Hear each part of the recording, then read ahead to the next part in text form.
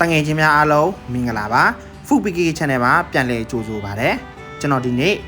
ကြက်တောင်ပံကျွတ်ကြော်တဲ့ကျွန်တော်ဒီနေ့လာပြီးတော့ကြော်ပြသွားမှာဖြစ်ပါတယ်အဆက်ကြော်လေးပါနော်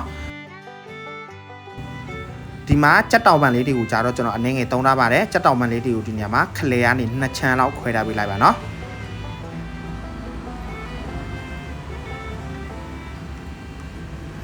ခလျားဒီ2ချောင်းခွဲပြီးဆိုရင်စပ်ပလင်ကကျွန်တော်ဒီမှာ2ချောင်းသုံးပါမယ်တစ်ချောင်းကိုခက်တေးလေးကျွန်တော်ဒီနေရာမှာလီတာပေးပြီးတော့နောက်တစ်ချောင်းကြတော့ခက်ကြီးကြီးလေးပေါ့နော်ဒီနေရာမှာလီတာပါတယ်ဒီထဲမှာစပြီးတော့ထောင်းဖို့အတွက်ငရုတ်ကောင်ထည့်မှာဖြစ်ပါတယ်စပ်ပလင်လေးတွေကိုဒီမှာထည့်ပါပြီးနန်းပေးအမြင့်ပါနော်ထည့်ပြီးတော့အားလုံးကိုဒီနေရာမှာညှက်သွားအောင်ရောပြီးတော့ထောင်းပေးလိုက်ပါဒီနေရာမှာညှက်လာပြီးဆိုလို့ရှိရင်ရပါပြီနော်ပြီးရင်အစောကကျွန်တော်တို့ကြက်တောင်ပံထဲမှာလာပြီးတော့ထည့်ပေးလိုက်ပါပြီးရင်အရသာမုတ်အနှင်းငယ်ထည့်ပါမယ်တကြားလေးအနှင်းငယ်ထည့်ပါမယ်ငန်းပြာရည်လေးအနှင်းငယ်ထည့်ပါမယ်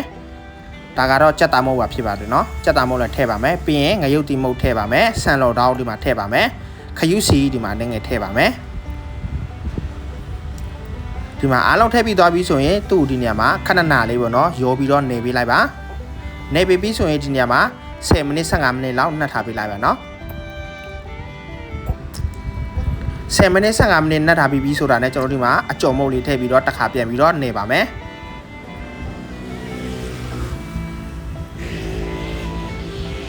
နေပြီးဆိုရင်သူ့ဒီနေရာမှာစီပူပူလေးနဲ့ထည့်ပြီးတော့ကြော်ပေးလိုက်ပါနော်စီကတော့စီပူနေတဲ့အချိန်မှာထည့်ပြီးတော့ကြော်ပေးပါနော်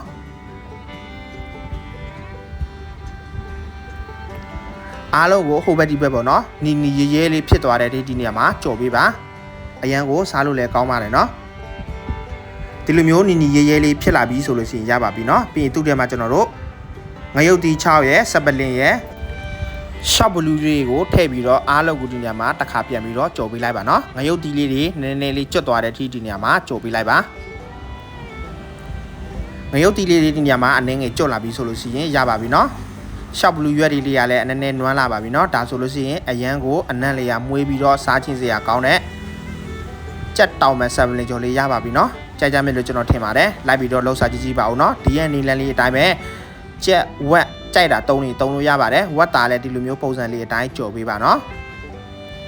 နောက်ထပ်ဗီဒီယိုမှာဒီအကြော်တွေနဲ့တွဲစားတဲ့ short လေးကျွန်တော်လုပ်ပြပေးသွားမှာဖြစ်ပါတယ်เนาะဒါကြောင့်မို့ကျွန်တော်ရဲ့ channel လေးကို like and subscribe လေးနှိပ်ခဲ့ပေးဖို့ကျွန်တော်တောင်းဆိုလိုက်ပါရစေเนาะအရန်ကိုစားလို့ကောင်းတဲ့